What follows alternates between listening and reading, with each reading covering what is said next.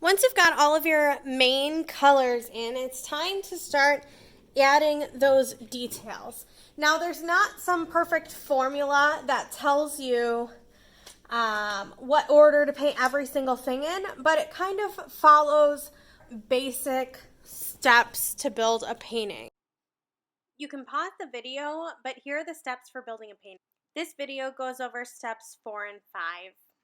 A key part of adding your details is adding your shadows and highlights.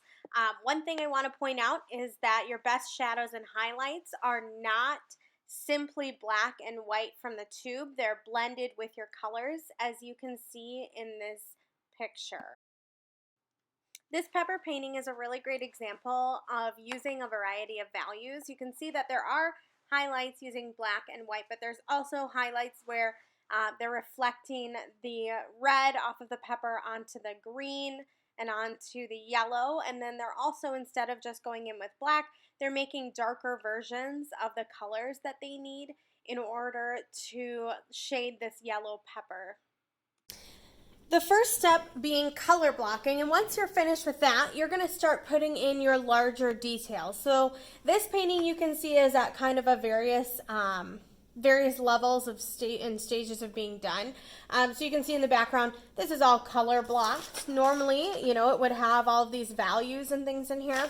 The background, I think for now is actually pretty much almost done. It might need one more layer of paint. And then you can see here that I've got details to kind of add in, shore up. Some of the vines are finished, some of them are not. I obviously have a lot more to add. You've got kind of your sketch done, you've got your underpainting or your color blocking done. We're headed into the next step, which is adding your smaller details. So this is where you're adding your next layer of paint. This layer of paint should be thicker, and it should have more variation and values in it. So I would say that these are kind of in the stage of where we'll be at today. So what I'm going to do is I'm going to pick out a couple of these really important pieces of my plant, and I'm going to start kind of adding those in, and I'll show you then how to start adding in your smaller details. I'm going to decide where I want to actually start, and I have decided that I'm going to paint this piece that already has one here, and then I'm going to go in with my next one, and I have kind of a wash here. I'm going to paint this piece with that wash, and then I have drawn out one of my kind of larger circles. So I'm starting with these sort of main, more isolated circles, and I'm going to build everything else around that, but I'm starting with those right there. So I'm going to start mixing. Now, I actually like to start with my light colors first, because I don't want to waste paint. If you start with a dark color, you end up wasting a lot more paint. So I'm going to grab some of my yellow here, and I'm going to be making my green. And it's a little bit too bright, I would say, for my green color. So maybe it needs a little bit more blue. And it's still a little bit too kind of highlighter-y kind of green. And the only way to tone it down is going to be to add some red. Whenever you need to tone down a color, remember to add the complementary color. In this case, it's red.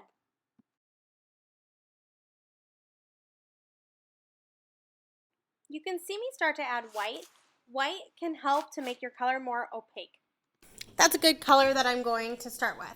So I'm ready to start adding some of my colors. I don't just want to have, though, a couple of like colors and values. I want to have some other colors on my palette here that I can pull from while the paint is still wet. So this part is going to be really important while the paint is wet. So I want maybe a slightly darker green.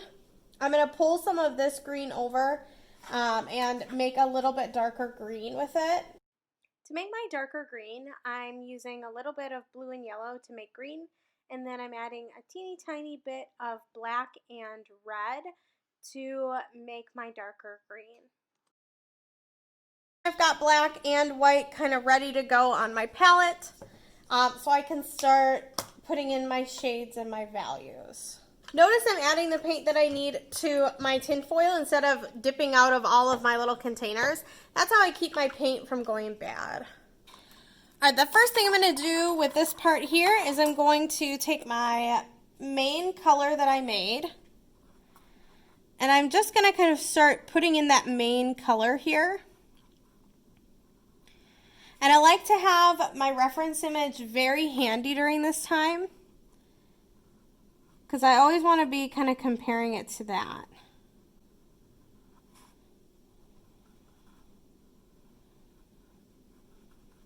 And remember that you used all different kinds of blending. You're going to use probably all of those interchangeably in this part of the process. Now, acrylic paint goes really quickly, it dries really quickly, so what I want to do while it's still wet, we're looking at this one right here.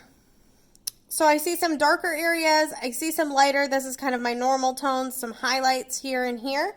So I'm going to actually start working those in now.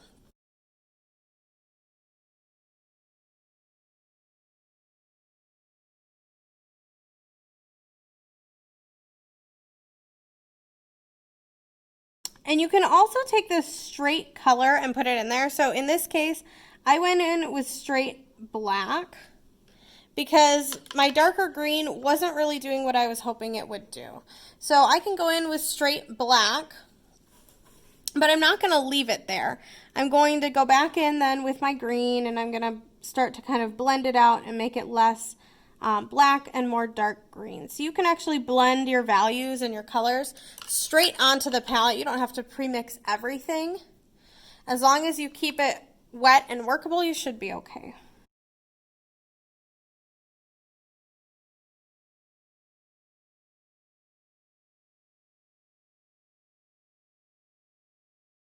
Now I'm going in with a slight color variation, so I can see a slight blue shadow over here. So I'm adding some blue while it's still wet.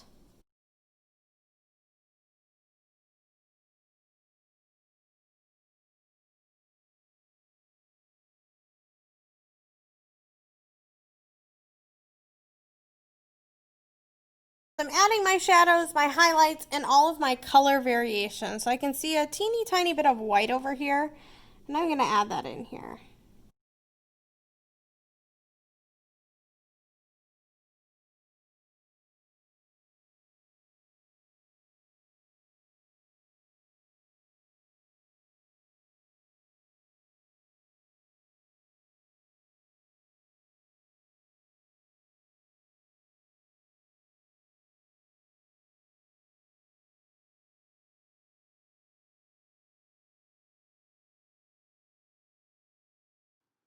I've switched here to my detail brush, and my detail brush, which is your pointed brush, is going to give you a little bit more control. And now I'm working in my yellows and my blues, which you can see. So I'm using my yellows as kind of a highlight substitute instead of going for straight white. And I'm using my blues as kind of my low light, but I can also see that the undertones of my plant have yellows and blues in them. So that's kind of what I'm using here to add a little bit more variation to my painting. So you can see it kind of working through there, and then I blend it out because it is a really smooth surface, so I still want it to be really smooth. I just want it to have really smooth color variations and color transitions between my low lights with my blacks and my blues and my dark greens, and my highlights with my light greens and my yellows and my whites.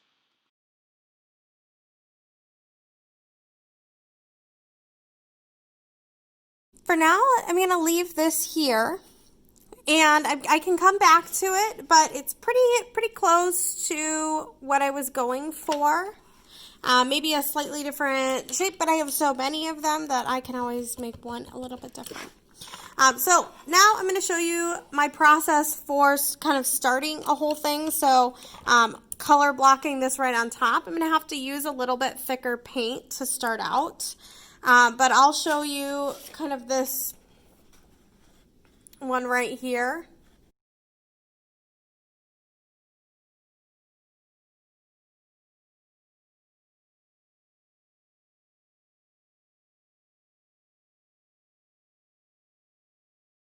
To get crisp lines, I like to use my flat brush, the edge of my flat brush like I'm doing now, and that can give you some nice crisp lines with your painting.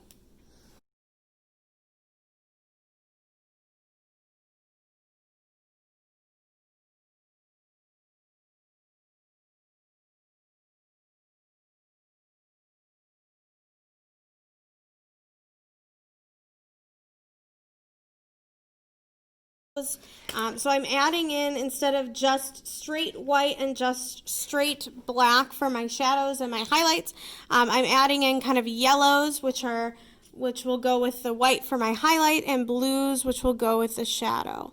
Now, because this is only my first layer, notice that it is kind of picking up some paint. So this is where it might be a good idea to let it dry all the way before going into the second layer.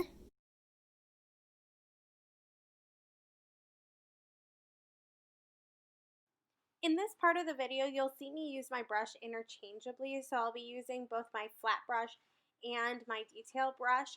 I would keep your brushes handy so that you can use them for a variety of tasks. You'll figure out what works for you, but you're going to use a variety of brushes in this.